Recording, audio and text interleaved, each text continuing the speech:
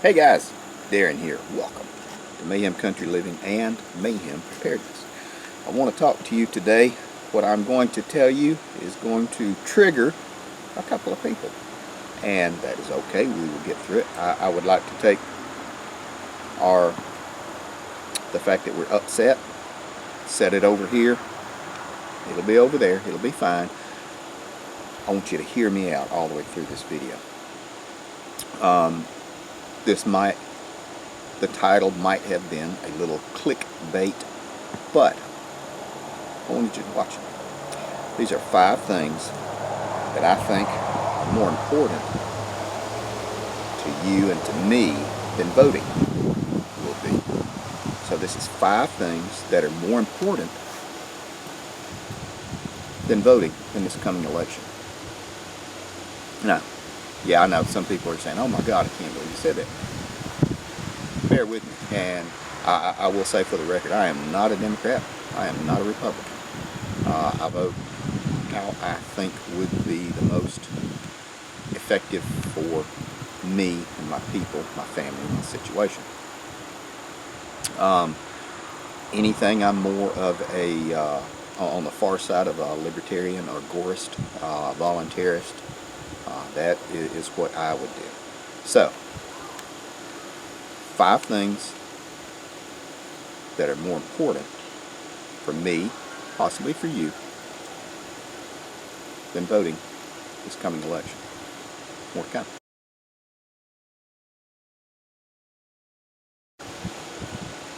Okay guys, now we're back. And again, I want to go over this with you. These are 5 things that can affect your life in a more positive way, and regardless of whoever wins the election. 5 things. We're going to go through the first one. The first one is going to be eliminate debt. You have a lot of credit cards. You need to start working on chipping them down, because when you have debt, you do not belong to yourself. You belong to someone else. And you'll notice when you have a car payment, people ask you, oh, well, that's a really nice car you have, or something like that. And you'll say, yeah, I only owe 5 years on that. Or your house, I only owe 26 more years on that. Let's set this down now. Debt is not really measured in money after all the paperwork is done. Debt is measured in time. So you are liberating yourself by giving yourself time when you pay debt down, and you're also eliminating the financial side of it. So, eliminate debt. There's a lot of people that talk to you and tell you how to do it. Basically, find the lowest credit card that you have, make a extra payment on it. When you get that one paid, take the payment that you're making to it, and whatever you've got, get it to the next one. Eliminate debt. Number 2 is going to be grow some sort of food yourself. And I know you're thinking, well, why? I'm not self-sustaining. I have a post-size yard. It's fantastic. Grow some herbs, grow some perennials. You could grow some onions, some garlic. Grow what you like. If you like asparagus, put in asparagus. It takes a little while to get it going, but hey, that's great. String beans, whatever it is that you like, that you can go out and harvest. Tomatoes, squash, etc. during the season. This is fall coming up.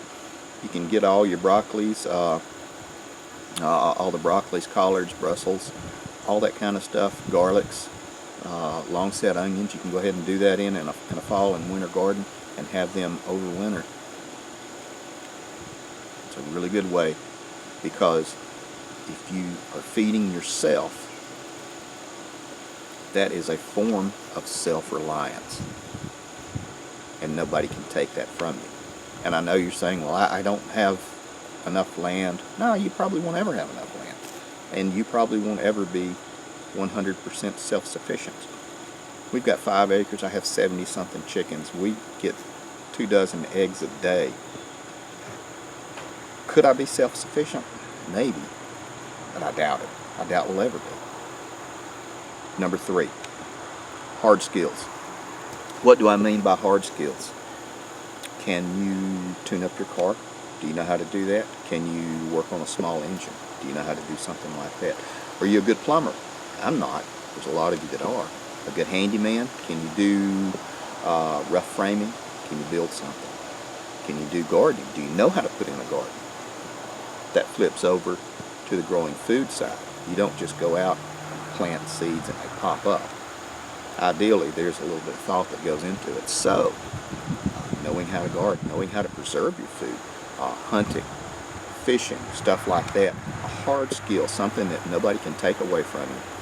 I used to do a whole lot of fishing. I don't as much anymore. I can take what I knew and I can still go out and fish and catch a meal. Hard skills. Those are the things that you will always know how to do, more than likely. Shooting. Reloading is another good one as well. Number 4.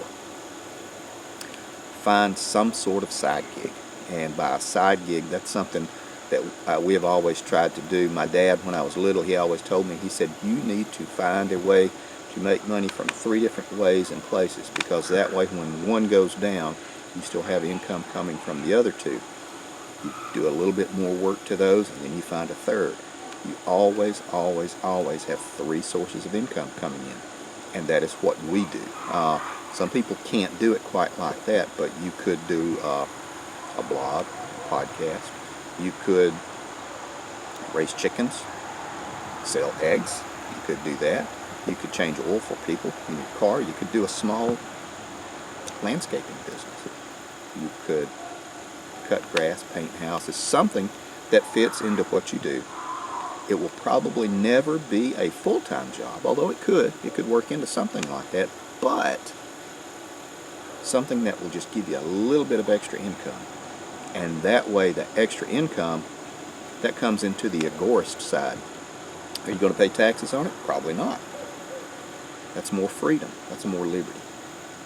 That will go a long way to helping you and your family.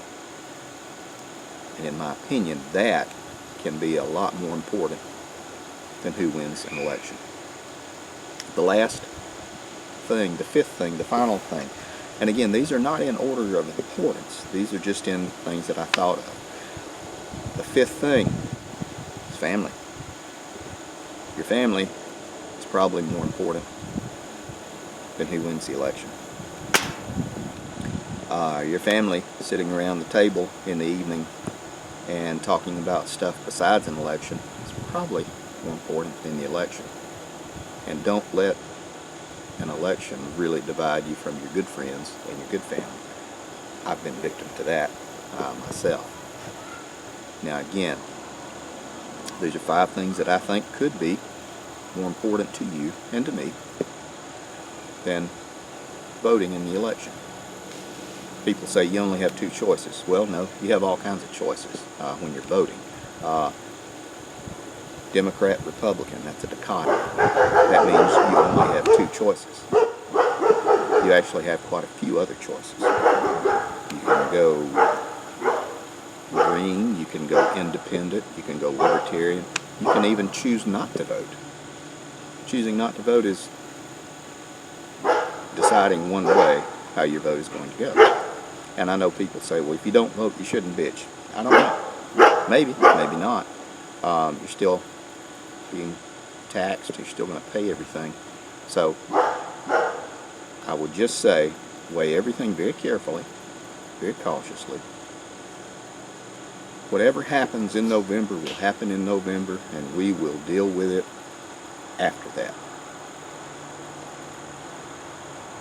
Don't let it consume you, though, or drive a wedge between you and the people that you care about, which is really what they're trying to do.